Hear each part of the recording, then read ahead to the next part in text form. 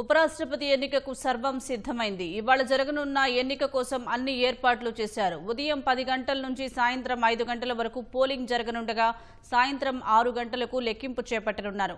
ప్రక్రియ పూర్తి కాగానే ఫలితాలను వెలువరించనున్నారు. ఈ ఎన్నికకు దూరంగా ఉంటామని బీఆర్ఎస్, బీజేడీలు ప్రకటించాయి.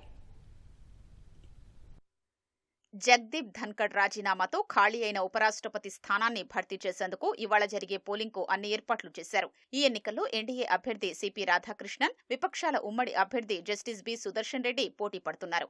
ఉదయం 10 గంటల నుంచి సాయంత్రం 5 గంటల వరకు పోలింగ్ జరగనుంది. ప్రధాని నరేంద్ర మోదీ ఓటింగ్ ను ప్రారంభించనున్నట్లు అధికార వర్గాలు చెప్పాయి. ప్రధాని తొలి ఓటు వేయనున్నట్లు తెలిపాయి. పార్లమెంటు భవనంలో రహస్య ఓటింగ్ విధానంలో జరిగే పోలింగ్ లో ఉభయ సభల సభ్యులు తమ ఓటు హక్కును వినియోగించుకోనున్నారు. సాయంత్రం 6 గంటలకు ఓట్ల లెక్కింపు చేపడతారు.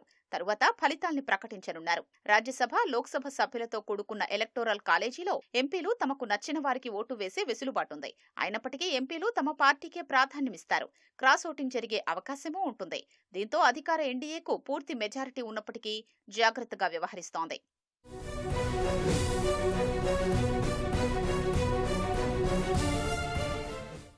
ఎలక్టోరల్ కాలేజీలో లోక్సభలో 542, రాజ్యసభలో 239 మంది సభ్యులు కలిపి మొత్తం 781 మంది ఉన్నారు.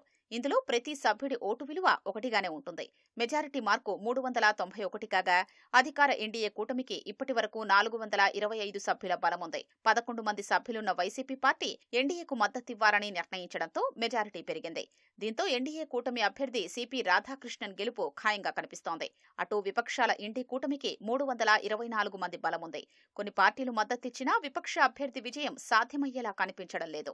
అటు ఈ ఎన్నికకు దూరంగా ఉంటామని బీఆర్ఎస్, ఒడిశాకు చెందిన బిజు జనతాదళ్, బీజేడీ ప్రకటించాయి. దీంతో బీఆర్ఎస్ 4, బీజేడీ 7 సభ్యులు ఓటింగ్లో పాల్గొనే అవకాశం లేదు.